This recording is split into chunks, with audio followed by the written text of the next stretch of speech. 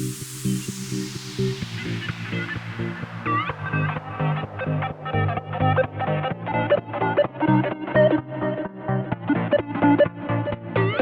the first year, this was the perfect family vehicle. It was comfortable, fast, loud in all the right ways. But what started as a perfect fit quickly turned into one of the most frustrating ownership experiences I've ever had.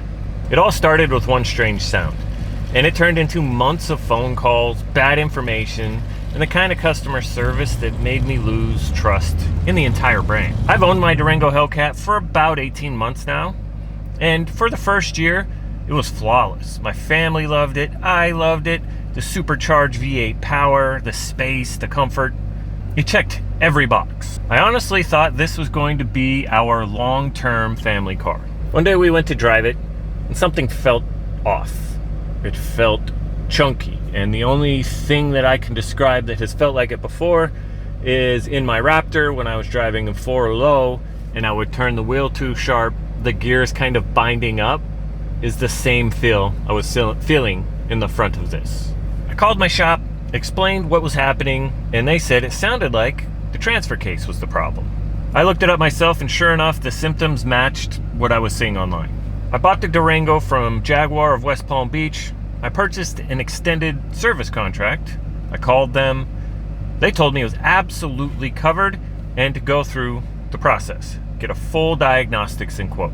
So as my shop was doing the write-up of the quote, they did their initial diagnostics that they thought it was the transfer case. They started sourcing parts, but the transfer case was back ordered until February of 2026 from multiple sources. They asked me for my help. I found one for sale at Mopar.com's e-store. It was $3,000 with a core charge. So this is where I made my first mistake. I assumed that my warranty company saying this is 100% something we cover, that it would be covered. So I ordered it before they approved the quote because it was such a hard part to find, and it said on the website they had one left in stock. So I didn't want to hesitate, or then we would be stuck waiting until February of 2026. My shop sent everything over for approval, and suddenly the warranty company said it wasn't covered after all. They told me I had to take it to the Dodge dealer because it was still under the manufacturer's powertrain warranty. From there, it was months of phone calls, supervisors back and forth between my shop, the warranty company, and Dodge corporate. One person would say it was approved, another would say there's nothing they can do. Every time I thought we were moving forward, something new stopped the process. Now that the warranty company suddenly said it wasn't covered, I was on the hook from my shop for the amount of work they'd already done. I got on the phone with one of their supervisors eventually, explained what had happened and why I thought this was something that they should be covering, or at least cover part of. And their employee did say it is definitely covered, and for me to go get the diagnostics done, they would cover the diagnostics fee. But from that point on, I had to work with Dodge directly. So the first person told me there's nothing they could do. I was out the money. I asked if there was someone else that I could maybe talk to that had more authority than them to maybe make an exception if I explained to them the situation I was in. And the other gentleman was very helpful. He listened to my story and he said, well, understand the position you're in, and so what I can do is offer you, let you have your shop do the warranty work, and then when the repair is completed, submit the invoice for the part, and we will reimburse you for the part, just none of the labor. And I thought that was extremely fair. I talked to my shop and they said they would help me out with the remaining labor charges because they felt bad for me as well. The part I bought after it got installed, my shop says is defective. Returning it is nearly impossible because you have to go through the Mopar powertrain warranty department to return that part. The Dodge dealer that sent the part out from my order on Mopar.com's e-store was called Greenway Dodge. I had reached out to them for the return, and they told me there was absolutely nothing they could do about it. Greenway Dodge, Mopar's powertrain warranty department, and my shop, for some reason, decided none of them wanted to talk to each other. They all claimed to call and leave a voicemail and never got a returned call. So it was leading up to I was the one that had to do all of the work to try to get my car back on the road. It was like no one could or wanted to talk to each other.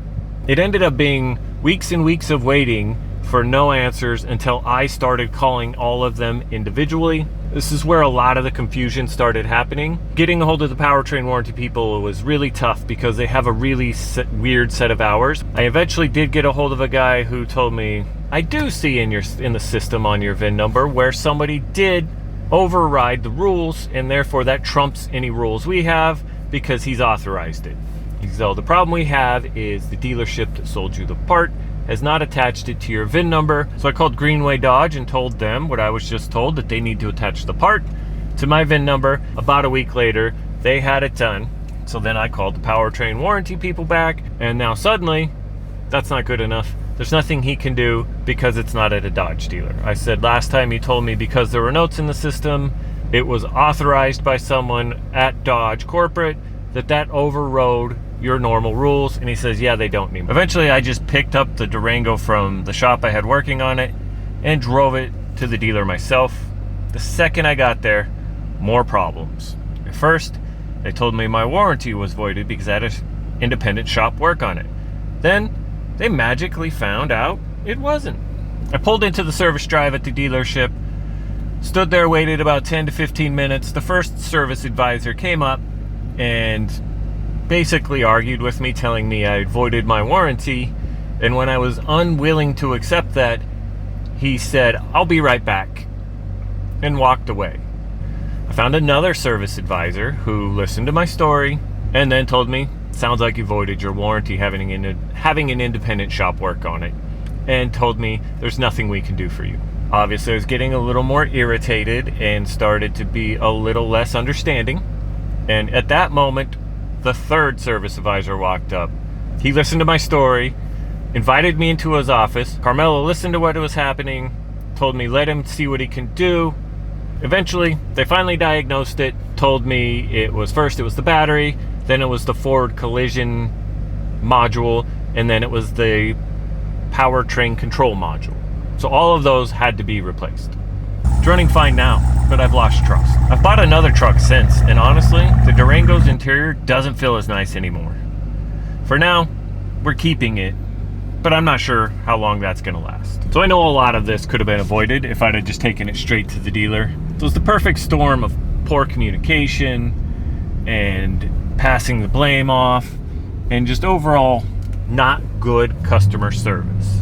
What I'm taking from this whole situation is Stellantis does not care about customer satisfaction, and they're only worried about short-term dollars and not long-term satisfaction. So when I did buy this new truck, Dodge was never in the consideration because if it broke, I already knew how they would handle it.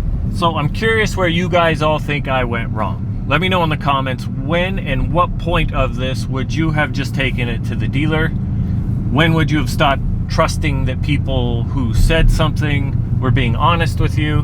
Because looking back, I should have looked to see if it was under some sort of manufacturer's warranty before I did anything. Due to it being 4 years old and that I bought it from a non-Dodge dealer, I just assumed the warranty was up. I shouldn't have assumed that. After my warranty people told me it is still covered under the manufacturer's warranty, that is when I should have just taken it to the dealer and walked away, and even just tried to get my dealer to buy that part from me or sell it.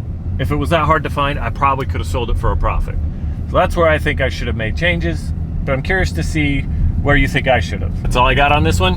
I'll see you on the next one.